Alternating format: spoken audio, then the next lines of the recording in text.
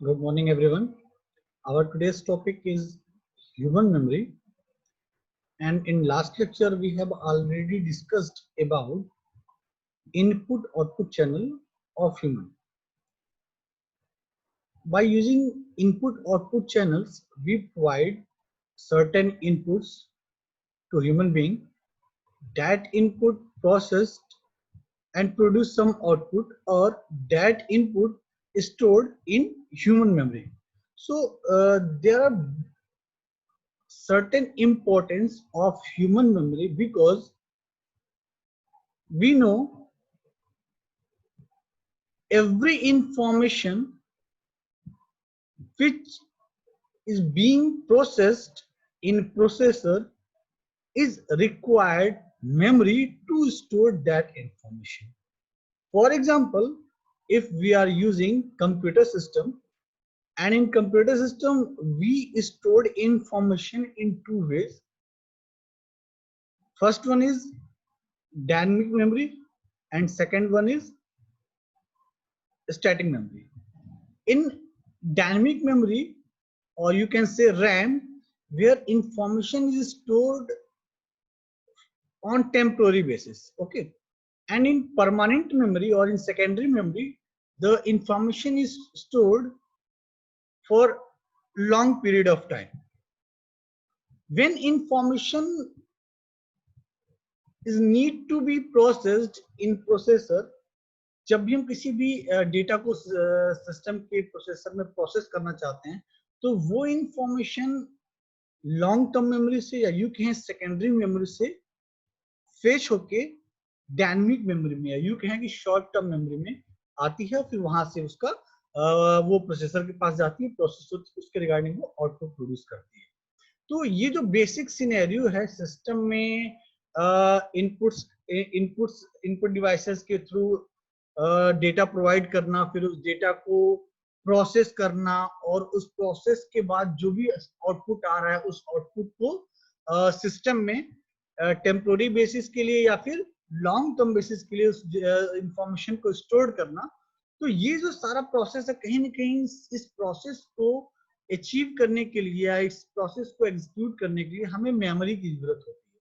तो same here अगर हम ह्यूमन मेमोरी की बात करें, तो ह्यूमन मेमोरी बेसिकली हम कह सकते हैं human memory is the faculty of the brain by which data और information is encoded, stored and retrieved when needed.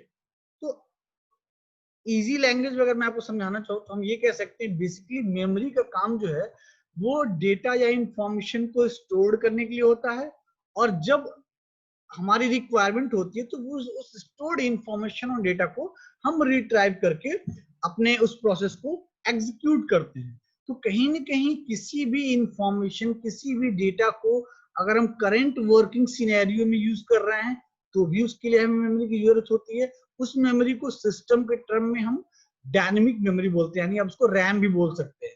लेकिन अगर वो इंफॉर्मेशन हम लॉन्ग टाइम के लिए स्टोर करना चाहते हैं, ठीक है, तो उन इंफॉर्मेशन को हम कंप्यूटर में हार्ड डिस्क में, जिनको आप सेकेंडरी मेमोरी कहते हैं, सेकेंडरी मेमोरी में स्टोर करके रखते हैं. जब फ्यूचर में हम उन इंफॉर्मेशन, उन डेटा की रिक्वायरमेंट होती है, हम उन मेमोरी डिवाइसेस से उस इंफॉर्मेशन को क्या करते हैं, रिट्राइव करते हैं. हम मेमोरी से क्या करते हैं, उन इंफॉर्मेशन को रिट्राइव करते हैं. तो यहाँ जो मेमोरी के जो मेन फंक्शंस हैं वो क्या है, इंफॉर्मेशन को स्टोर करना, और जब हमारी रिक्वायरमेंट हो तो उस समय हम उस इंफॉर्मेशन को रिट्राइव कर सकें. तो अगर देखा जाए तो सिस्टम में भी डिफरेंट डिफरेंट टाइप्स की मेमोरी है. ऐसी भी मेमोरी होती है जिसमें हम बहुत कम डेटा बहुत कम समय के लिए स्टोर करते हैं, जिसको हम नॉर्मली बफर बोलते हैं. ऐसी भी मेमोरी होती है जिसमें हम डेटा थोड़ा ज्यादा स्टोर कर सकते हैं लेकिन बहुत ज्यादा समय के लिए स्टोर नहीं कर सकते हैं. सिस्टम में ऐसी भी मेमोरी होती है जिसमें हम बहुत सारा डेटा बहुत ज्यादा समय के लिए स्टोर कर सकते हैं.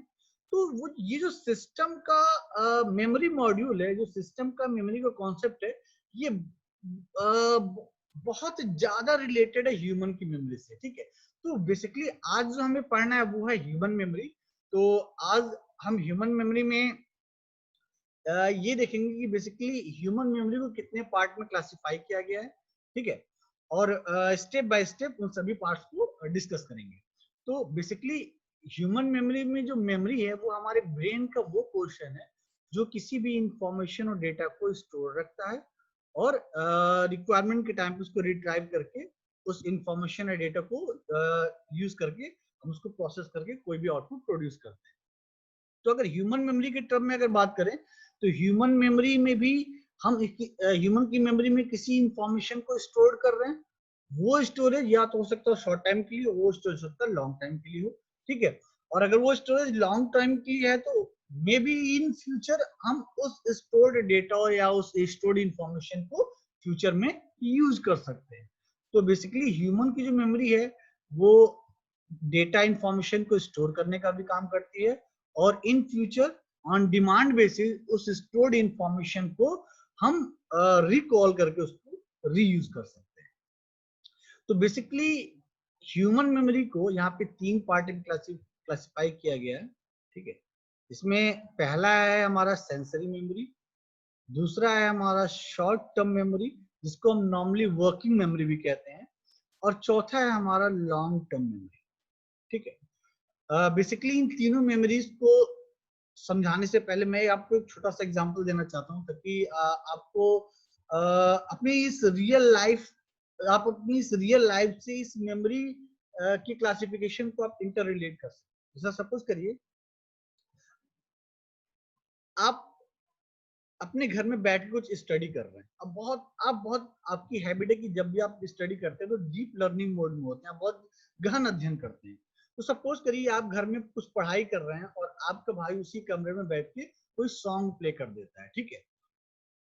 और जब आप अपनी स्टडी करके उठते हैं और आपसे पूछा जाता है कि आप बताइए आपका भाई कौन सा सॉन्ग प्ले किया था, तो शायद आपको याद भी नहीं होता है कि उसने सॉन्ग प्ले किया भी था या नहीं किया था, because that time you are working by sensory memory। यानी उस समय जब आप पढ़ रहे होते हैं, ठीक है, तो उस समय आप अपनी जो मेमोरी यूज कर रहे हैं वो सेंसरी मेमोरी यूज कर रहे हैं, ठीक है। तो सेंसरी मेमोरी के टाइम में आप अपनी मेमोरी को जो इनपुट प्रोवाइड करा रहे हैं वो अपने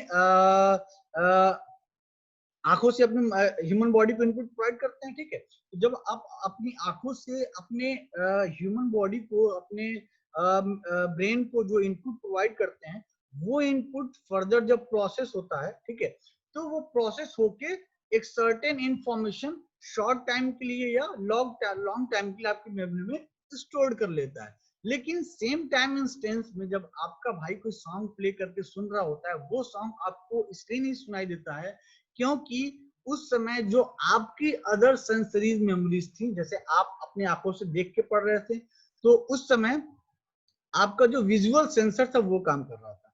बाकी आपके जो हियरिंग सेंसर्स थे, ठीक है, हैप्टिक सेंसर्स थे, वो सारे सेंसर्स आपके एक्टिव मोड में नहीं थे। इसीलिए जब आप डीप स्टडी कर रहे थे उस समय आपके भाई ने कौन सा सॉन्ग प्ले किया वो सॉन्ग आपको सुनाई भी नहीं देता है। तो कहीं न कहीं कहने का मतलब ये है कि आप अपने ह्यूमन बॉडी के जो इनपुट आउटपुट चैनल्स हैं उन इनपुट आउटपुट चैनल से जो भी डेटा अपने ह्यूमन बॉडी को देते हैं, जो भी डेटा अपने ह्यूमन ब्रेन को बाईपास करते हैं by different different input output channels और different different input output sensors, वो डेटा कहीं ना कहीं हमारी मेमोरी में शॉर्ट टर्म मेमोरी, हमारी मेमोरी के शॉर्ट टर्म मेमोरी में स्टोर होता है जिसको हम वर्किंग मेमोरी भी कहते हैं, या वो लॉन्ग टर्म मेमोरी में जाके स्टोर होता है।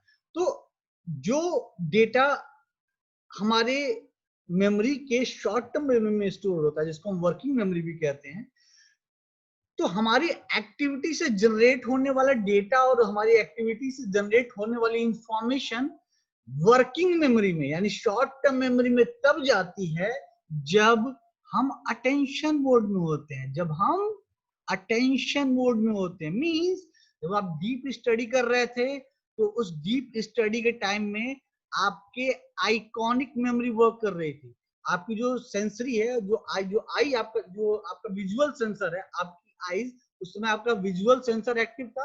तो इस विजुअल सेंसर से जो भी आप अपने इस विजुअल सेंसर के इनपुट चैनल से जो भी इनपुट आप अपने इस ह्यूमन ब्रेन को प्रोवाइड कर रहे थे, वो इनपुट अगर आपका आइकॉनिक सेंसर यानी अगर आपकी आईज एक्टिव मोड में है, ठीक है, यानी जो सेंसरीज मेमोरी है, अगर उस समय आइकॉनिक सेंसरीज मेमोरी अगर एक्टिव मोड में है, तो उस समय हम अटेंशन मोड में होते हैं। तो वो जो भी इंफॉर्मेशन हम उस सेंसरी मेमोरी से अपनी ह्यूमन बॉडी को दे रहे हैं, वो सारी की सारी इंफॉर्मेशन वर्किंग मेमोरी में चली जाती है। वर्किंग मेमोरी में जाने का क्या मतलब है कि वो सर्टेन इंफॉर्मेशन आपको कुछ शॉर्ट टाइम के लिए आपकी मेमोरी में स्टोर रहेगी।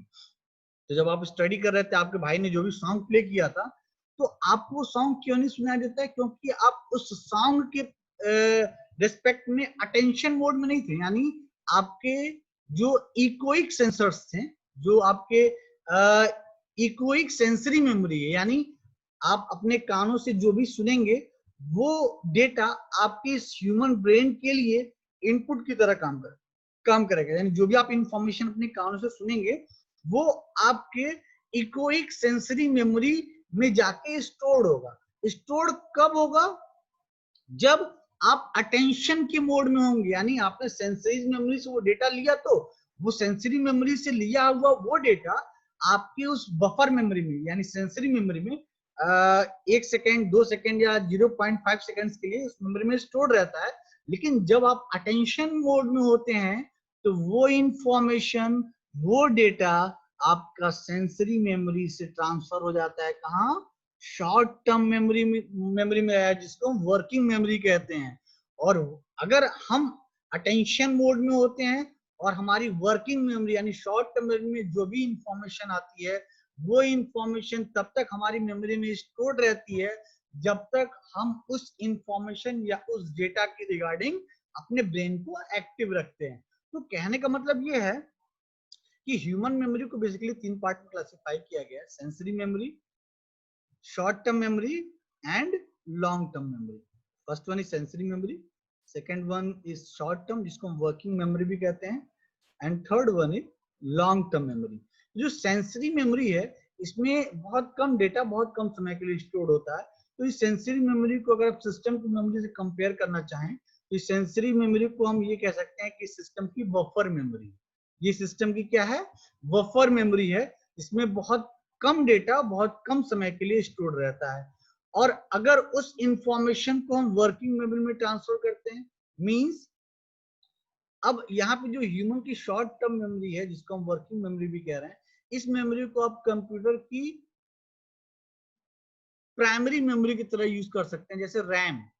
ठीक है, रैम में बेसिकली क्या होता है, जब हमारा सिस्टम ऑन होता है और जो भी इंस्ट्रक्शन एग्जीक्यूट होने होते हैं, वो सारे के सारे इंस्ट्रक्शन सेकेंडरी स्टोरेज से उठ के प्राइमरी स्टोरेज में आते हैं, यानी रैम में आते हैं। फिर वो इंफॉर्मेशन फर्दर सीपीयू के पास जाते हैं, वो इंस्ट्रक्शन फर्दर सीपीयू के पास जाता है, फिर इंस्ट्रक्शन का एग्जीक्यूशन होता है। तो कहीं ना कहीं जो शॉर्ट टर्म मेमोरी, जो वर्किंग मेमोरी है ह्यूमन की, इसको आप कंप्यूटर के रैम मेमोरी की तरह यानी प्राइमरी मेमोरी की तरह ट्रीट कर सकते हैं। यानी इस प्राइमरी मेमोरी में वही डेटा आता है जो ह्यूमन को करेंटली अपनी एक्टिविटीज को एग्जीक्यूट करने के लिए रिक्वायर्ड है। मींस हमारा ह्यूमन ब्रेन एक सीपीयू की तरह काम करता है और इस सीपीयू को अपनी एक्टिविटीज को परफॉर्म करने के लिए, अपने एक्शंस को एग्जीक्यूट करने के लिए कुछ सर्टेन इनपुट्स चाहिए होता है। तो वो इनपुट्स हमारे ब्रेन को इस शॉर्ट टर्म मेमोरी से प्रोवाइड किया जाता है। ठीक है, अब जो इंफॉर्मेशन शॉर्ट टर्म मेमोरी में है, ठीक है, वो इंफॉर्मेशन लॉन्ग टर्म मेमोरी में कैसे जाएगी?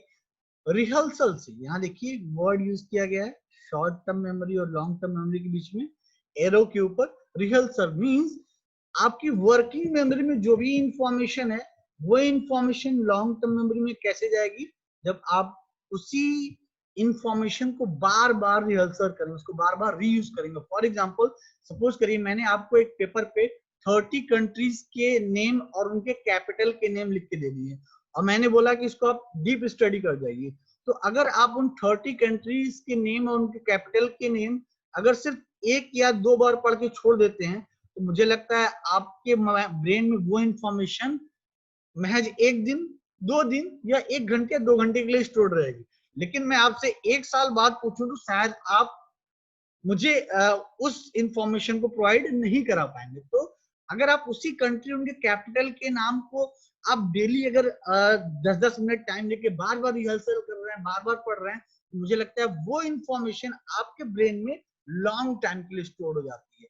तो कहने का मतलब ये है कि ये जो हम शॉर्ट टर्म मेमोरी में जो भी इंफॉर्मेशन स्टोर रखते हैं, शॉर्ट टर्म मेमोरी में जो भी इंफॉर्मेशन स्टोर रखते हैं, उस इंफॉर्मेशन पे जब हम बार बार रिहर्सल करते हैं तो हमारी लॉन्ग टर्म मेमोरी में जाके स्टोर्ड हो जाती है। ठीक है, तो बेसिकली जो ह्यूमन, अब यहाँ पे जो लॉन्ग टर्म मेमोरी, आप इसको कंप्यूटर के सेकेंडरी मेमोरी से कंपेयर कर सकते हैं, यानी हार्ड डिस्क से। तो आप ऐसे देखिए, जो ह्यूमन की मेमोरीज को हमने 3 पार्ट में क्लासिफाई किया है: sensory memory, short term memory और working memory, and long term memory. तो ये जो 3 मेमोरीज हैं, इन 3 मेमोरीज को अगर हम सिस्टम की मेमोरी से कंपेयर करें, यानी कंप्यूटर की मेमोरी से कंपेयर करें, तो सेंसरी मेमोरी को हम बफर मेमोरी की तरह ट्रीट कर सकते हैं। क्यों? क्योंकि हम अपनी ह्यूमन बॉडी ऑर्गन से के जो इनपुट आउटपुट चैनल्स हैं, उस इनपुट चैनल के थ्रू जो भी डेटा, जो भी इंफॉर्मेशन अपनी बॉडी, अपनी ब्रेन को प्रोवाइड करते हैं, सबसे पहले वो इंफॉर्मेशन हमारी बफर मेमोरी में जाके स्टोर होती है, यानी हमारी सेंसरी मेमोरी में स्टोर होती है। यानी हमने कुछ देखा तो हमारे जो हमने जो भी इंफॉर्मेशन देखी वो हमारे आइकॉनिक सेंसरी मेमोरी में जाके स्टोर होता है। हमने जो भी सुना वो सारी की सारी इंफॉर्मेशन हमारे इकोइक सेंसरी मेमोरी में जाके स्टोर होता है। हमने कुछ भी टच किया, कुछ भी मतलब किसी भी सरफेस को टच किया, कुछ भी फील किया, तो वो सारी की सारी इंफॉर्मेशन हमारी हैप्टिक मेमोरी में जाके स्टोर होती है। तो कहीं ना कहीं हम जो इनपुट प्रोवाइड कर रहे हैं वो इनपुट इनिशियली सेंसरी मेमोरी में जाके स्टोर होती है, और अगर जिस जिस इनपुट चैनल के थ्रू हम अपने ह्यूमन ब्रेन को इनपुट प्रोवाइड कर रहे हैं, अगर हमारा वो सेंसर अटेंशन मोड में, जैसे हमारे मेरे पास आंखें भी हैं, कान भी हैं, ठीक है, मेरे पास हैप्टिक सेंसर्स भी हैं, लेकिन कोई जरूरी नहीं कि हर समय मेरे, जब मैं कोई काम कर रहा हूँ तो उस समय मेरे बॉडी के सारे सेंसर्स एक्टिव हो सकता है कोई एक सेंसर एक्टिव हो सकता है कोई 2 सेंसर एक्टिव हो। जैसे अगर मैं कोई मूवी अगर देख रहा हूँ तो उस समय मेरा आइकॉनिक सेंसरी मेमोरी और इकोइक सेंसरी मेमोरी एक्टिव रहता है, क्योंकि मैं इजिली बैठ के किसी मूवी को वॉच कर रहा होता हूँ। जब मैं मूवी को वॉच कर रहा हूँ, यानी उसके ऑडियो वाले कंटेंट को सुन भी रहा हूँ, यानी उस समय मेरे 2 सेंसरी मेमोरीज काम कर रहे हैं। कौन कौन से?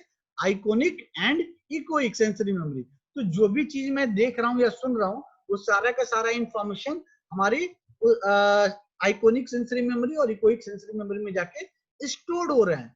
लेकिन वो इंफॉर्मेशन हमारी वर्किंग मेमोरी में कब जाएगा? यानी ये हमें फील कैसे होगा कि हाँ मैं मूवी देख रहा हूँ? कब होगा? जब मैं अटेंशन मोड में रहूंगा। यानी ये जो मेरे सेंसर्स हैं, ये जो इनपुट चैनल के सेंसर्स हैं, मेरे ईयर्स एंड मेरी आईज, अगर मैं बिल्कुल अटेंशन मोड में हूं और मैं जो भी चीजें देख रहा हूं या जो भी चीजें सुन रहा हूं, तो इन इनपुट चैनल्स के थ्रू जो भी इंफॉर्मेशन मैं अपनी ह्यूमन बॉडी को दे रहा हूं, तो सारी की सारी इंफॉर्मेशन हमारी वर्किंग मेमोरी में जाके स्टोर हो जाती है।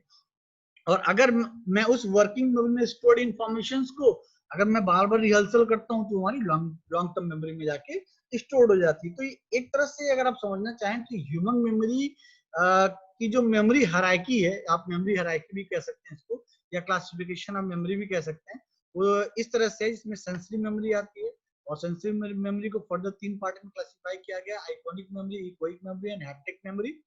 सेकंड वन है शॉर्ट टर्म मेमोरी, जिसको हम वर्किंग मेमोरी भी कहते हैं, और लॉन्ग टर्म मेमोरी को हम लॉन्ग टर्म मेमोरी कहते हैं। अब इस फिगर में आपको दिख रहा होगा, यहाँ पे 3 प्रोसेसर यूज हो रहे हैं: perceptual processor, motor processor and cognitive processor. ये हम सभी जानते हैं, किसी भी प्रोसेसर को अपनी प्रोसेसिंग करने के लिए कुछ न कुछ इंफॉर्मेशन चाहिए होता है। वो इंफॉर्मेशन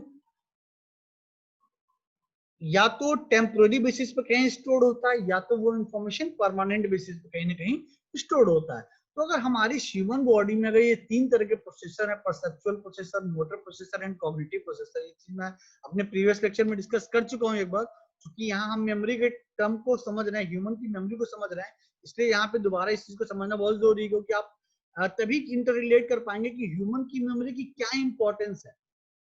तो जो भी आप इनपुट दे रहे हैं, वो इनपुट ह्यूमन के ब्रेन में प्रोसेस हो, एग्जीक्यूट हो, एक्टिव मोड में जाए उससे पहले इस इंफॉर्मेशन को कहीं ना कहीं स्टोर करना होगा।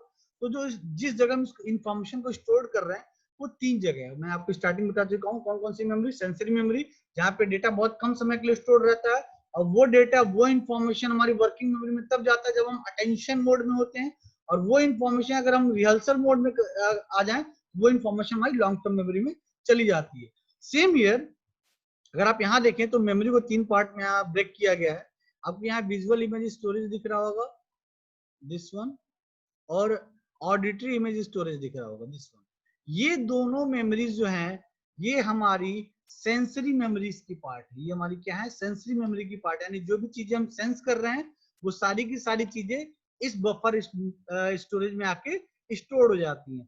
तो वो चीजें हम सेंस कैसे करते हैं, अपने इनपुट चैनल के थ्रू। हमारे इनपुट चैनल कौन कौन से हैं, हमारी आईज एंड हमारे ईयर्स। तो हमारी आईज और ईयर्स के थ्रू ये जो इनपुट चैनल हमारे, इनके थ्रू वो डेटा कहाँ जाता है, परसेप्चुअल प्रोसेस, यानी हम उनको फील कर पाते हैं, उन चीजों को उनका परसेप्शन ले पाते हैं, फिर उनको हम फर्दर अपनी बफर मेमोरी में उसको स्टोर कर लेते हैं। अब अगर हम अटेंशन मोड में होते हैं तो ये जो विजुअल इमेज स्टोरेज और हमारी ऑडिटरी इमेज स्टोरेज है, ये इंफॉर्मेशन ट्रांसफर हो जाती है हमारी कहाँ पे, हमारी वर्किंग मेमोरी में ट्रांसफर हो जाती है। कहाँ ट्रांसफर हो जाती है, हमारी वर्किंग मेमोरी में ट्रांसफर हो जाती है। और अगर वर्किंग मेमोरी में है तो कहीं ना कहीं हम जो भी चीजें देख रहे हैं उसके रिगार्डिंग हमारी बॉडी कोई ना कोई एक्शन भी परफॉर्म करेगी, हमारे मसल्स कुछ ना कुछ एक्शन परफॉर्म करेंगे। जैसे अगर मैंने अपने सिस्टम की स्क्रीन पे कोई पॉपअप मैसेज रीड किया तो उस पॉपअप मैसेज के रिगार्डिंग हो सकता है मैं कोई सर्टेन एक्शन परफॉर्म करूं, जैसे कि मैं अपने माउस से कोई क्लिक इवेंट परफॉर्म करूं, या मैं अपने कीबोर्ड से कोई इनपुट प्रोवाइड करूं मशीन को। तो कहीं ना कहीं जो वर्किंग मेमोरी है हमारी, कहीं ना कहीं जो हमारी वर्किंग मेमोरी है, इस वर्किंग मेमोरी को जो हम इनपुट प्रोवाइड कर रहे हैं वो इनपुट कहीं ना कहीं हमारे जो सेंसरी मेमोरी है उन सेंसरी मेमोरी से आ रही है।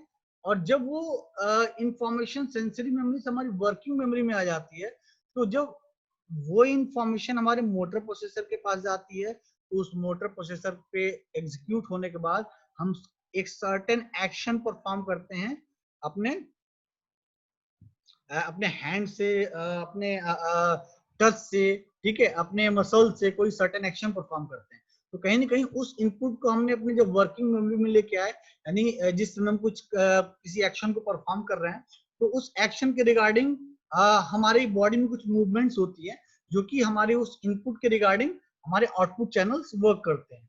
तो यहाँ पे अगर तीसरी मेमोरी की बात करें, लॉन्ग टर्म मेमोरी में देखिए बेसिकली जो डेटा फेच होता है कॉग्निटिव प्रोसेसर के लिए, जो डेटा फेच होता है वो लॉन्ग टर्म मेमोरी से भी फेच होता है कॉग्निटिव प्रोसेसर में, ठीक है, और वो हमारी वर्किंग मेमोरी यानी शॉर्ट टर्म मेमोरी से भी डेटा फेच होता है। तो वो कॉग्निटिव प्रोसेसर में इंफॉर्मेशन लॉन्ग टर्म मेमोरी से भी आ रही है और वर्किंग मेमोरी से यानी शॉर्ट टर्म मेमोरी से भी आ रही है। और उस इंफॉर्मेशन को प्रोसेस करने के बाद अगर आप यहाँ ध्यान से देखें, इसी इंफॉर्मेशन को दोबारा से हम क्या कर रहे हैं, वर्किंग मेमोरी में स्टोर कर दे रहे हैं। और जब ये वर्किंग मेमोरी में स्टोर हो जाएगी तो रिहर्सल के बाद वो कहाँ जाएगी, हमारी लॉन्ग टर्म मेमोरी में जाएगी। तो ओवरऑल मैं बेसिकली आपको ये बताना चाह रहा हूँ कि जिस भी इंफॉर्मेशन को हमें प्रोसेस करना होता है, उस इंफॉर्मेशन को प्रोसेस करने से पहले उसे उस डेटा को, इंफॉर्मेशन को हमें कहीं ना कहीं स्टोर करना होता है, जिसके लिए हमें मेमोरी चाहिए होती है। और उस इंफॉर्मेशन या डेटा को प्रोसेस करने के बाद भी जो फाइनल रिजल्ट हमारा आता है, उस इंफॉर्मेशन को स्टोर करने के लिए भी हमें एक मेमोरी की रिक्वायरमेंट होती है, चाहे वो सिस्टम हो चाहे वो ह्यूमन बीइंग हो। तो that's why we study here memory for human being. तो जो सबसे पहले मेमोरी हमने यहाँ पे स्टडी किया जिसको हम सेंसरी मेमोरी कह रहे हैं, तो यहाँ का देखिए सेंसरी मेमोरी के बारे में कह रहे हैं, sensory memory allows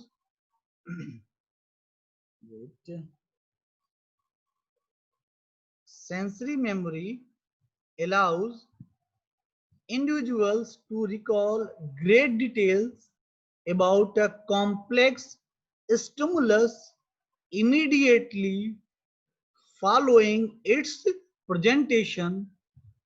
There are different types of sensory memory. First one is echoic memory, second one is first one is iconic memory. Iconic memory का मतलब जैसे आप आइकन, किसी भी सिस्टम में कोई आइकन होता है तो आप आइकन को देख सकते हैं, तो उसी आइकन वर्ड से आइकॉनिक बना है, ठीक है। तो first one is iconic memory, second one is echoic memory, जैसे सुनने के लिए इको वर्ड यूज किया जाता है, तो उसी इको वर्ड से यहाँ पे इकोइक मेमोरी बना हुआ है। और third one is haptic memory, जो हम टचिंग सेंसर्स होते हैं, ठीक है, उसी को लेके यहाँ पे जो मेमोरी यूज कर रहे हैं उसको हम हैप्टिक मेमोरी कह रहे हैं। तो बेसिकली जो आइकॉनिक मेमोरी हमारी जो आइकॉनिक मेमोरी है, वो आइकॉनिक मेमोरी हमारे जो कुछ इनपुट चैनल्स, उन इनपुट चैनल से इनपुट लेती है, जैसे कि ये कह रहा है sensory input to the visual system goes into iconic memory. यानी हमारे जो ऐसे इनपुट चैनल हैं जिनसे हम देख सकते हैं, तो हमारे वो इनपुट चैनल कौन से जिनसे हम देख सकते हैं? आईज। तो हम अपने आई से जो भी चीजें देखेंगे वो हमारी ह्यूमन बॉडी के लिए एक इनपुट चैनल का काम करेगा। तो हम जो भी इनपुट अपनी ह्यूमन बॉडी को देंगे वो इनपुट इनिशियली एक बफर में जाके स्टोर होगी बहुत माइनर टाइम के लिए। इसीलिए वो इंफॉर्मेशन बहुत माइनर टाइम के लिए जहां पे जाके स्टोर हो रही है उसको हम बोलते हैं सेंसरी मेमोरी। लेकिन वो इंफॉर्मेशन प्रोड्यूस कैसे हुई है, किस इनपुट चैनल के थ्रू प्रोड्यूस हुई है? आंखों के थ्रू हुई है। इसलिए वो इंफॉर्मेशन जिस मेमोरी में जाके स्टोर होगी उस मेमोरी को हम बोलेंगे आइकॉनिक मेमोरी, ठीक है। वहीं अगर इकोइक मेमोरी की अगर बात करें तो अब यहाँ जो हम अपनी ह्यूमन बॉडी को जो इनपुट प्रोवाइड कर रहे हैं वो इनपुट प्रोसेस होने से पहले कहीं ना कहीं जाके स्टोर होगा। हम जो भी कंप्यूटर को जो भी इंफॉर्मेशन देते हैं वो इंफॉर्मेशन सीपीयू के पास जाके प्रोसेस हो, उससे पहले वो कहीं टेम्पोररी टाइम के लिए स्टोर्ड होता है, ठीक है। सेम हियर, अगर हम अपने कानों के थ्रू कोई भी ऑडियो इनपुट अगर अपनी ह्यूमन बॉडी को देते हैं तो वो ऑडियो इनपुट हमारे ब्रेन में प्रोसेस होने से पहले शॉर्ट टाइम के लिए किसी न किसी मेमोरी लोकेशन पे जाके स्टोर होगा।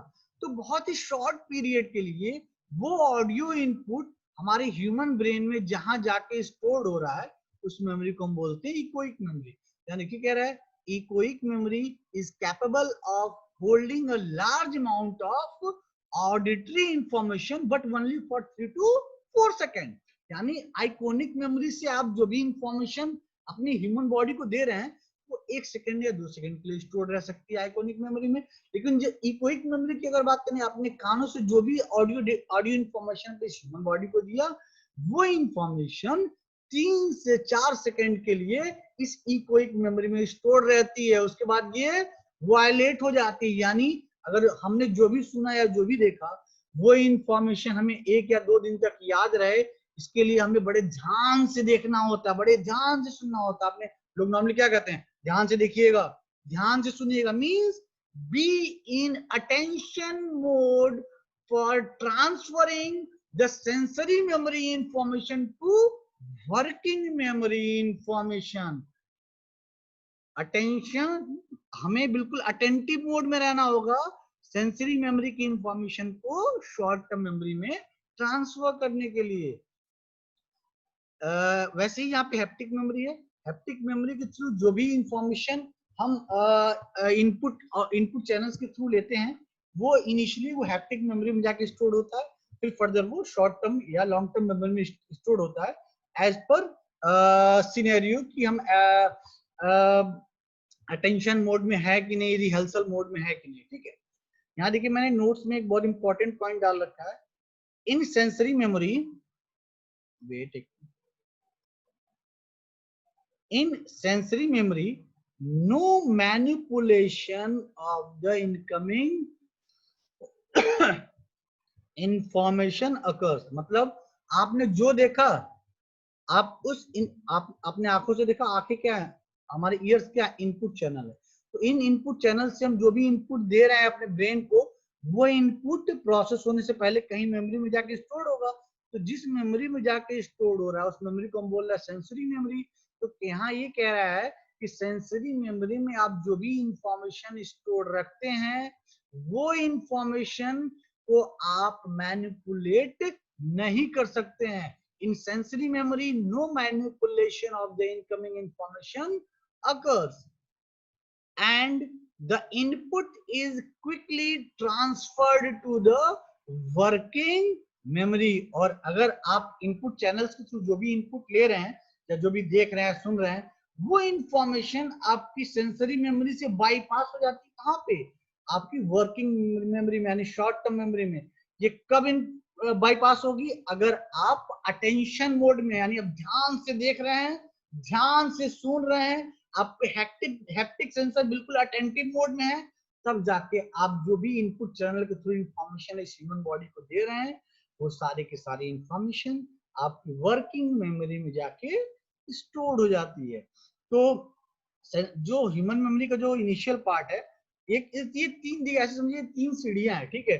आपको ऊपर वाली सीढ़ी पे पहुंचने के लिए पहले सबसे पहली सीढ़ी पे चढ़ना पड़ेगा, यानी स्टेप थर्ड पे जाने के लिए पहले आपको स्टेज 1 कंप्लीट करना होगा, देन स्टेज 2, देन स्टेज 3।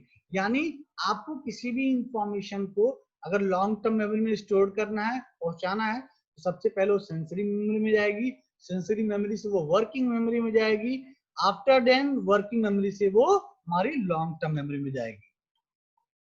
यहाँ देखिए सेंसरी मेमोरीज के लिए जो इसने टाइम ड्यूरेशन बताया कि कितनी देर के लिए डेटा स्टोर रह सकता है।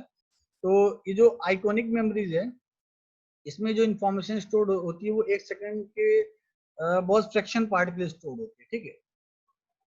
इकोइक मेमोरी में जो डेटा स्टोर होता है वो 3 to 4 सेकंड के लिए होता है, और हैप्टिक मेमोरी में जो डेटा स्टोर होता है वो 1 सेकंड से भी बहुत कम समय के लिए स्टोर होता है।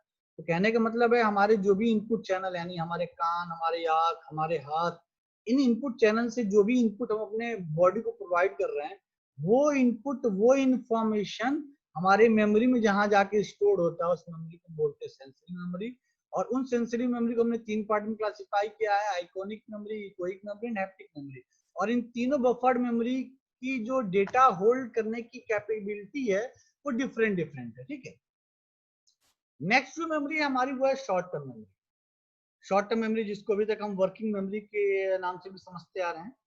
बेसिकली मैंने आपको स्टार्टिंग से बता रहा हूँ कि किसी भी इंफॉर्मेशन को जो आप इनपुट चैनल के थ्रू ले रहे हैं, और उस इनपुट इंफॉर्मेशन को अगर आप अपनी वर्किंग मेमोरी में, यानी शॉर्ट टर्म मेमोरी तक पहुंचाना चाहते हैं, तो सबसे पहले उस इंफॉर्मेशन को, उस इनपुट को, उस डेटा को इनिशियली कहाँ स्टोर होना होता है? हमारी सेंसरी मेमोरी में स्टोर होना होता है। कहाँ स्टोर होना होता है? हमारी सेंसरी मेमोरी में उसको स्टोर होना होता है। तो जब सेंसरी मेमोरी में स्टोर होगी, तभी वो शॉर्ट टर्म मेमोरी में स्टोर, यानी वर्किंग मेमोरी में स्टोर हो सकती है। यहाँ शॉर्ट टर्म मेमोरी के लेके कह रहा है, short term memory acts as a scratch pad for temporary recall of information being processed. It decays rapidly and has a limited capacity. Short term memory जो है बेसिकली आप ऐसे समझ सकते हैं, बहुत कम समय के लिए और बहुत कम डेटा को अपने अंदर स्टोर करके रख सकती है। लेकिन इसकी जो स्टोरिंग कैपेसिटी है और इस डेटा को स्टोर करने का जो टाइम ड्यूरेशन है, वो हमारी सेंसरी मेमोरी से ज्यादा होता है। तो जो शॉर्ट टर्म मेमोरी में हम जो भी इंफॉर्मेशन रखते हैं, बेसिकली ये वो इंफॉर्मेशन होती है जो हमारी ह्यूमन ब्रेन को वर्क करने के लिए रिक्वायर्ड होती है। जैसे कि रैम, सीपीयू को कोई अगर इंस्ट्रक्शन एग्जीक्यूट करना है, तो वो इंस्ट्रक्शन सीपीयू तक पहुंचे, उससे पहले वो इंस्ट्रक्शन कहाँ पहुंचता है? रैम में होता है। रैम के बाद वो सीपीयू की मेमोरी में जाता है, उसके बाद वो सीपीयू में जाता है। यानी सबसे पहले रैम में वो, सीपीयू में वो इंफॉर्मेशन एग्जीक्यूट, उससे पहले इंफॉर्मेशन कहाँ होती है? रैम में होती है। सेम ईयर हमारा ब्रेन किसी भी इनपुट को या किसी भी डेटा या किसी भी इंफॉर्मेशन को अपने अंदर प्रोसेस करे, उससे पहले वो उस इंफॉर्मेशन को कहाँ पे लेके आता है? शॉर्ट टर्म मेमोरी में लेके आता है, यानी वर्किंग मेमोरी में लेकर के आता है, ठीक है। तभी फिर फर्दर वो उस इंफॉर्मेशन को प्रोसेस करता है, एग्जीक्यूट करता है, ठीक है। तो यहाँ पे देखिए कह रहा है, rehearsal and chunking are two ways to make information more likely to be held in short term memory. जैसे आपने यहाँ देखिए, आपको इस स्लाइड में लेफ्ट साइड में अनचेक्ड लिस्ट दिख रहा होगा, और राइट साइड में चंक्ड लिस्ट दिख रहा होगा, ठीक है। जो अनचंक्ड लिस्ट है, इसमें देखिए कुछ ऐसे फूड आइटम्स के नेम है, ठीक है। सेम यही फूड आइटम्स के नेम आपके राइट साइड में चंक लिस्ट में, लेकिन डिफरेंस क्या है जोन लिस्ट में। यहाँ पे देखिए हमने इन फूडिंग आइटम्स को इनके डोमेन के भी बेसिस पे इनको अलग अलग पार्ट में ब्रेक कर रखा है। पहला क्या है, फ्रोजन फूड, जैसे आइसक्रीम हो गया, ठीक है, फ्रोजन पीस हो गया। डेयरी डेयरी फूड आइटम्स कौन कौन से हैं, मिल्क हो गया, एग्स हो गया, क्रीम हो गया, बटर हो गया। बेकरी फूड आइटम्स कौन कौन से हैं, English muffins, bread, Beagles, etcetera etcetera. तो कहने का मतलब ये है कि आप यहाँ पे क्या कर रहे हैं, उन उस इंफॉर्मेशन को लॉन्ग बहुत ज्यादा समय तक अपनी मेमोरी में स्टोर रख सकें, इसलिए आपके वर्किंग मेमोरी में यानी शॉर्ट टर्म मेमोरी में जो भी इंफॉर्मेशन है उस इंफॉर्मेशन को आप क्या कर रहे हैं, रिहर्सल कर रहे हैं। क्या कर रहे हैं, रिहर्सल कर रहे हैं एंड चंकिंग कर रहे हैं। जैसे कि आपने देखा होगा किसी का मोबाइल नंबर अगर आपको याद करना होता है तो नॉर्मली मैं आपको सपोज करिए कि मैंने एक यहाँ नंबर लिखा है 99664 and 77। अब सपोज करिए इन 8 इस 8 डिजिट के नंबर को आपको याद रखना है बहुत ज्यादा समय तक, ठीक है। लेकिन अगर आप सिर्फ नॉर्मली इसको अपने विजुअल सेंसर से अगर इसको आप देखते हैं तो ये इंफॉर्मेशन आपके एक तरह से जो आपके आइकॉनिक सेंसर्स आपकी जो आइकॉनिक मेमोरी है उस आइकॉनिक मेमोरी में जाके स्टोर हो जाएगी। लेकिन अगर इस इंफॉर्मेशन को आप चाहते हैं बहुत ज्यादा समय तक स्टोर रखना तो आपको आपने अपने आंखों से जो भी देखा यानी नंबर्स को जब देखा तो आपको बिल्कुल अटेंटिव मोड में होना होगा, तब जाके इस नंबर्स को आप एक दिन या 2 दिन के लिए अपनी मेमोरी में स्टोर रख सकते हैं। लेकिन अगर आप इस 8 डिजिट के नंबर को अगर आप सालों तक अपनी मेमोरी में स्टोर रखना चाहते हैं उसके लिए आपको क्या करना होगा, रिहर्सल एंड चंकिंग, यानी इस नंबर्स को बार बार आपको याद करना होगा या कुछ इसके लिए आपको एक टेक्निक बनानी होगी जिससे आपके नंबर याद रह सकते हैं। देखिए क्या इसमें स्टार्टिंग की 2 डिजिट्स और लास्ट की 2 डिजिट्स ये क्या है, ऑड नंबर्स को होल्ड करती हैं, और बीच की 4 डिजिट्स हैं ये इवन नंबर्स को होल्ड करती हैं। और स्टार्टिंग और इनकी जो डिजिट्स है वो क्या है, 9 एंड 7 है पेयर के फॉर्म में, और जो बीच के डिजिट्स है वो क्या है, 6 एंड 4 है पेयर के फॉर्म में। तो ये ऐसी कुछ आप मैकेनिज्म बना सकते हैं किसी भी नंबर को मेमोराइज करने के लिए, किसी स्टोरी को मेमोराइज करने के लिए, या किसी अदर कॉन्सेप्ट को मेमोराइज करने के लिए, ठीक है। तो कहने के लिए कह रहा है यहाँ पे working memory is related to short term memory. It contains a phonological loop that preserves verbal and auditory data। यानी जब आप किसी चीज को कई बार सुनते हैं तो वो इंफॉर्मेशन आपके मेमोरी में जाके वर्किंग मेमोरी में जाके स्टोर हो जाती है, ठीक है। A visual spatial scratch pad that preserve visual data, यानी जब आप चीजों को कई बार देखते हैं तो आपकी वर्किंग मेमोरी यानी शॉर्ट टर्म मेमोरी में जाके वो इंफॉर्मेशन स्टोर हो जाती है। और जब आप किसी चीज को टच करते हैं तो आपको उस हैप्टिक सेंसर से वो इंफॉर्मेशन होते हुए आपकी शॉर्ट टर्म यानी वर्किंग मेमोरी में जाके स्टोर हो जाती है, ठीक है। थर्ड मेमोरी की अगर बात करें जिसको हम लॉन्ग टर्म मेमोरी कहते हैं, बेसिकली मैंने आपको बताया कि लॉन्ग टर्म मेमोरी में इंफॉर्मेशन पहुंचने से पहले वो वर्किंग मेमोरी में होती है, वर्किंग मेमोरी में इंफॉर्मेशन पहुंचने से पहले वो सेंसरी मेमोरी में होती है। तो लॉन्ग टर्म मेमोरी में जो भी इंफॉर्मेशन स्टोर होती है वो किसी भी डेटा किसी भी इंफॉर्मेशन को रिहर्सल करने के बाद ही वो लॉन्ग टर्म मेमोरी में आके स्टोर होती है। तो यहाँ देखिए कह रहा है long term memory is used for the storage of information over long period of time ranging from a few hours to a lifetime। यानी लॉन्ग टर्म मेमोरी में जो भी इंफॉर्मेशन स्टोर रहती है वो कुछ घंटों से लेके पूरी जिंदगी तक वो हमारे दिमाग में हमारे ब्रेन में स्टोर्ड रह सकती है। लेकिन लॉन्ग टर्म मेमोरी को देखा जाए तो बेसिकली यहाँ 2 पार्ट में क्लासिफाई किया गया है। यहाँ पे मैंने एक मेमोरी ह्यूमन मेमोरी का एक हायरार्किकल मॉड्यूल बना रखा है। इसमें आप देखिए आपको यहाँ पे लॉन्ग टर्म मेमोरी को इसने 2 पार्ट में क्लासिफाई किया हुआ है, ठीक है। पहला पार्ट जो है हमारा वो है एक्सप्लिसिट मेमोरी, और एक्सप्लिसिट मेमोरी के जस्ट नीचे देखिए लिखा हुआ कॉन्शियस मेमोरी, ठीक है। दूसरा पार्ट क्या है लॉन्ग टर्म मेमोरी का, इम्प्लिसिट मेमोरी यानी अनकॉन्शियस मेमोरी। यानी हमारी जो लॉन्ग टर्म मेमोरी में जो भी डेटा या इंफॉर्मेशन स्टोर रहती है, वो इंफॉर्मेशन और डेटा दो अलग अलग मेमोरी लोकेशंस पे रहती है। आप ऐसे समझ सकते हैं दो अलग अलग तरह की मेमोरी में रहती है। एक ऐसी मेमोरी जो कि कॉन्शियस मेमोरी होती है, एक ऐसी मेमोरी जो कि अनकॉन्शियस मेमोरी होती है। फॉर एग्जाम्पल, बचपन में अगर आपके पिताजी ने आपको बाइक चलाना सिखाया होगा, ठीक है, तो जब आपको बाइक चलाना सिखा रहे थे तो उस समय बाइक चलाने के दौरान आपको सोचना पड़ता था, अरे अब मुझे क्लच दबाना है, अच्छा अभी मैंने थर्ड गियर अब लगाना है, अच्छा अब मुझे ब्रेक दबाना है। आपको बार बार क्या करना होता था, अपने ब्रेन को कॉन्शियस रखना होता था, यानी आपने रिहर्सल किया उसका, तब जाकर के वो इंफॉर्मेशन आपकी लॉन्ग टर्म मेमोरी में आई। और जब वो इंफॉर्मेशन लॉन्ग टर्म मेमोरी में आई तो कुछ इस तरह से आई कि वो इंफॉर्मेशन आपकी इम्प्लिसिट मेमोरी में स्टोर्ड है। यानी अब अगर आज आपको बाइक चलानी होती है तो आपने कब क्लच दबाया, कब ब्रेक लगाया, कब एक्सीलरेटर लिया, कब क्लच दबाया, आपको खुद भी नहीं पता चलता। तो कहने का मतलब ये है कि कुछ इंफॉर्मेशन जो हमारी वर्किंग मेमोरी से हमारी लॉन्ग टर्म मेमोरी में ट्रांसफर हो जाती है, और वो इंफॉर्मेशन ऐसी इंफॉर्मेशन होती है जिनको यूज करने के लिए हमें अनकॉन्शियस माइंड की जरूरत होती है, मतलब हमें कॉन्शियस होने की जरूरत नहीं है।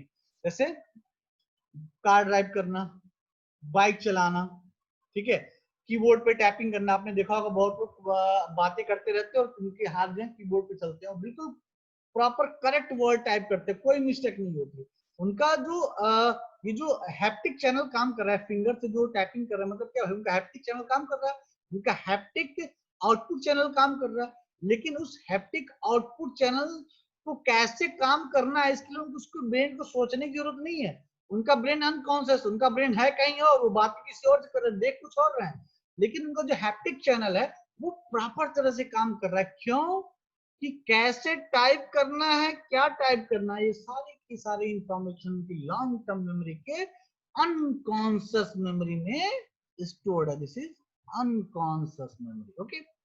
लेकिन जो एक्सप्लिसिट मेमोरी है वो क्या है, कॉन्शियस मेमोरी। यानी हमें उन इंफॉर्मेशन को जो हमारी लॉन्ग टर्म मेमोरी की एक्सप्लिसिट मेमोरी में स्टोर्ड है उनको रिट्राइव करने के लिए, देखिए स्टार्टिंग मैंने बताया था कि मेमोरी का यूज बेसिकली इंफॉर्मेशन को स्टोर करने के लिए करते हैं, और फ्यूचर में उस स्टोर्ड इंफॉर्मेशन को रिट्राइव करके उसको हम यूज करते हैं। तो यहाँ जो एक्सप्लिसिट मेमोरी है, इस एक्सप्लिसिट मेमोरी को हम कॉन्शियस मोड में यूज करते हैं। कॉन्शियस मोड मीन्स मतलब हमारे ब्रेन को बिल्कुल एक्टिव रहना होता है, ठीक है, और उस एक्टिव मोड में हम उस इंफॉर्मेशन को रिट्राइव करते हैं, उस स्टोर्ड इंफॉर्मेशन को रिट्राइव करते हैं। तो यहाँ देखिए एक्सप्लिसिट मेमोरी को इसने डिक्लेरेटिव मेमोरी भी कहा है। एक्सप्लिसिट मेमोरी को हम डिक्लेरेटिव मेमोरी भी कहते हैं, और इम्प्लिसिट मेमोरी को हम प्रोसीजरल मेमोरी भी कह सकते हैं। यानी ऐसी एक्टिविटीज जो हमारी स्किल बेस्ड होती है।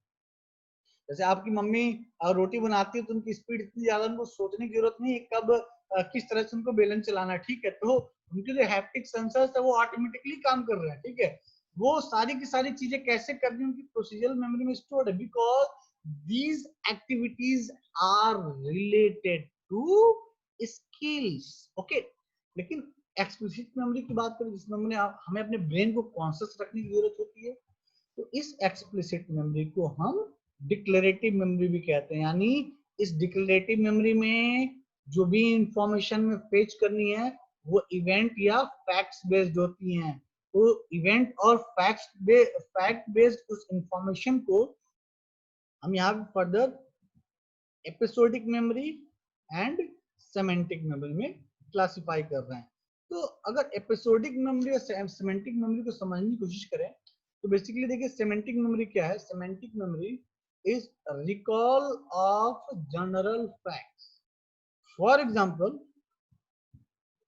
Remembering the capital of France. जैसे मैं आपसे पूछ दूं कि फ्रांस का कैपिटल क्या है बताओ, तो क्या करेंगे आप, सोचेंगे, आप स्क्रैच करेंगे अपने ब्रेन को, आप रिकॉल करेंगे पुरानी इंफॉर्मेशन को, रिट्राइव करेंगे, ठीक है।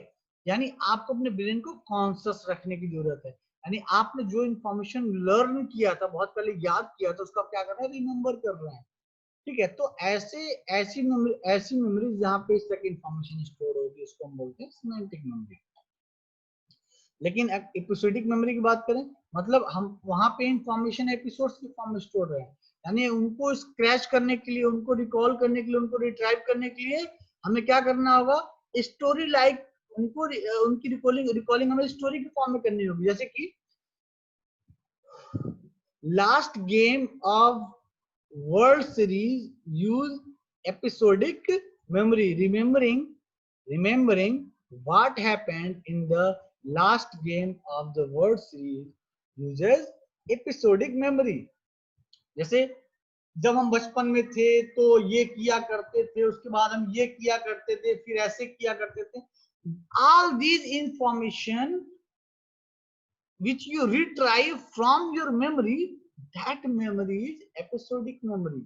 यानी जहां पे आपने इंफॉर्मेशन एक एपिसोड के फॉर्म में बना के स्टोर करके रखा हुआ है, वो क्या है, episodic memory. Means that information recall of on the basis of personal facts, that information recall or retrieve on the basis of personal facts। तो जो एपिसोडिक मेमोरी होती है वो इंफॉर्मेशन को पर्सनल फैक्ट्स के बेसिस पर रिट्राइव करती है, और जो सिमेंटिक मेमोरी होती है इंफॉर्मेशन को जनरल फैक्ट्स के बेसिस पर रिट्राइव करती है। यानी आपने जो याद कर लिया होगा दिमाग में बैठा हुआ, बस आपको क्या करना है, जनरल फैक्ट की तरह उसको ट्रीट करना है। कुछ इंफॉर्मेशन ऐसी होती है जिसको हमें इंटर रिलेट करना होता है, तब जाके हम फाइनली उस इंफॉर्मेशन तक पहुंच पाते हैं। तो ऐसी इंफॉर्मेशन हमारी एपिसोडिक मेमोरी में स्टोर रहती है। इम्प्लिसिट मेमोरी की बात करें, जिसको जो हम अनकॉन्शियस मेमोरी कह रहे थे, देखिए अनकॉन्शियस मेमोरी के एग्जांपल मैंने यहाँ बता रखा है, riding a bike, performing simple cooking task, driving a car, buttoning a shirt. ये डिफरेंट एक्टिविटीज हैं, ये सारी की सारी एक्टिविटीज को परफॉर्म करने के लिए, एग्जीक्यूट करने के लिए हमें अपने ब्रेन को कॉन्शियस रखने की जरूरत नहीं होती है। हम अनकॉन्शियस मोड में भी, मतलब हम सपोज करिए मैं कोई वीडियो देख रहा हूँ, ठीक है, मैं कोई लर्निंग वीडियो देख रहा हूँ और मैं बड़े ध्यान से लर्निंग वीडियो देख रहा हूँ, तो मैं उन लर्निंग वीडियो को देखने के दौरान मैं अपने शर्ट को बटन या अनबटन कर सकता हूँ। तो शर्ट के बटन को खोलने या बंद करने के लिए मुझे अपने ब्रेन को कॉन्शियस करने की जरूरत नहीं है। ठीक है, मैं अगर बाइक चला के फोन से अगर बात कर रहा हूँ और उसमें मैं बाइक भी चला रहा हूँ, तो बाइक चलाते समय मुझे ये सोचने की जरूरत नहीं कि मुझे अब ब्रेक लगाना है, या मुझे क्लच दबाना है, या एक्सीलेटर लेना है, गियर चेंज करना है। ये सारी की सारी एक्टिविटीज ऑटोमेटिकली हो जाएंगी। क्यों? Because all these information which are used to driving a bike, a car, is stored in our implicit memory। Means to execute that information in our brain, we हम अपने आप को अनकॉन्शियस मोड में भी रख सकते हैं उस इंफॉर्मेशन को अपने ब्रेन में एग्जीक्यूट करने के लिए। तो ऐसी इंफॉर्मेशन, ऐसे डेटा जो अनकॉन्शियस मोड में यूज होते हैं हमारे ब्रेन में, ऐसे इंफॉर्मेशन को हम इम्प्लिसिट मेमोरी में स्टोर रखते हैं। तो ये हमारे ह्यूमन मेमोरी के 3 पार्ट्स हो गए, sensory memory, short term memory and long term memory. जैसा कि आप यहाँ स्पीकर में देख सकते हैं, ये हमारी सेंसरी मेमोरी है, ये हमारी शॉर्ट टर्म मेमोरी है, और this one is our long term memory. Sensory memory, short term memory को अगर आप यहाँ ध्यान से देखिए, शॉर्ट टर्म मेमोरी को हम यहाँ वर्किंग मेमोरी कह रहे हैं। ठीक है, short term memory basically working memory होती है।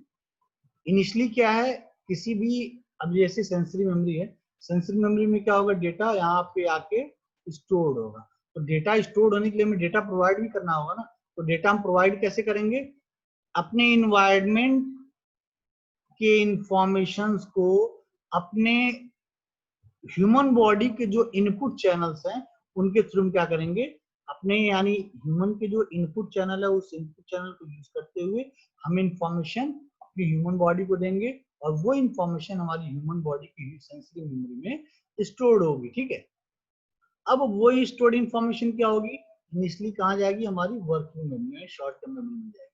लेकिन अगर वो शॉर्ट टर्म मेमोरी में नहीं जाएगी तो क्या होगा, वो हम उस इंफॉर्मेशन को क्या करेंगे, भूल जाएंगे। यहाँ देखिए कह रहा है, यहाँ से जो एरो इधर की ओर आ रहा है, इसमें देखिए कह रहा है not transfer to next stage and therefore forgotten। मतलब अगर सेंसरी मेमोरी से शॉर्ट टर्म मेमोरी में नहीं जाएगा तो क्या होगा, वो एक 2 सेकंड 3 सेकंड या 5 सेकंड के बाद उस इंफॉर्मेशन को हम भूल जाएंगे। लेकिन अगर उसी इंफॉर्मेशन को हम शॉर्ट टर्म मेमोरी में लेके चले जाते हैं तो उस इंफॉर्मेशन को हम 1 दिन 2 दिन या एक हफ्ते तक अपनी मेमोरी में स्टोर करके रख सकते हैं, तब तक जब तक हम उस डेटा पे वर्क कर रहे हैं, यानी जब तक वो डेटा वो इंफॉर्मेशन हमारी वर्किंग मेमोरी में जो एग्जिस्ट कर रहा है तब तक उसको हम अपनी मेमोरी में स्टोर करके रख सकते हैं। लेकिन अगर इस इंफॉर्मेशन को जो वर्किंग मेमोरी में है इसको हम इस स्टेज से इस स्टेज तक अगर मूव नहीं कराते हैं तो क्या होगा, not transfer to next stage and therefore forgotten. Means sensory memory आपका स्टेज नंबर 1 है, शॉर्ट टर्म मेमोरी आपका स्टेज नंबर 2 है एंड लॉन्ग टर्म मेमोरी आपका स्टेज नंबर 3 है। इट मींस यहाँ जो इस वाले फेज में जो स्टेटमेंट ये कह रहा है इसका मतलब ये है कि अगर आप सेंसरी मेमोरी का डेटा शॉर्ट टर्म मेमोरी को नहीं दिया, यानी अगर आप नेक्स्ट स्टेज में नहीं गए तो वो इंफॉर्मेशन क्या होगी, लॉस हो जाएगी। ठीक है, तो सेंसरी मेमोरी और शॉर्ट टर्म मेमोरी ये दो ऐसी मेमोरी हैं, अगर ये दोनों मेमोरी अपनी इंफॉर्मेशन को अगले स्टेज में नहीं लेके जाती हैं तो वो इंफॉर्मेशन बहुत शॉर्ट टाइम के लिए हमारी मेमोरी में स्टोर रहता है। और फाइनली जब वो इंफॉर्मेशन हमारी वर्किंग मेमोरी में आ गई तो वर्किंग मेमोरी से जब वो इंफॉर्मेशन को हम रिहर्सल करते हैं तो वो कहाँ चली जाती है, हमारी लॉन्ग टर्म मेमोरी में। और जब उसको उस इंफॉर्मेशन को हमें रीयूज करना होता है वर्किंग मेमोरी में तो क्या करते हैं, उसको रिट्राइव कर लेते हैं, कहाँ से, लॉन्ग टर्म मेमोरी से वर्किंग मेमोरी में। ठीक है, तो इस तरह से हमारे ह्यूमन ब्रेन अपनी प्रोसेसिंग करता है और उस ह्यूमन ब्रेन को प्रोसेस करने के लिए जो इंफॉर्मेशन का जो डेटा चाहिए होता है वो ह्यूमन की इन 3 मेमोरी से वो डेटा हमारे ह्यूमन के ब्रेन को जाता है, तब जाके हमारे ह्यूमन ब्रेन उस इंफॉर्मेशन को प्रोसेस करके सर्टेन एक्टिविटी परफॉर्म करके आउटपुट चैनल थ्रू एक आउटपुट प्रोड्यूस करता है। आई होप आपको ह्यूमन मेमोरी अच्छे समझ में आया हो।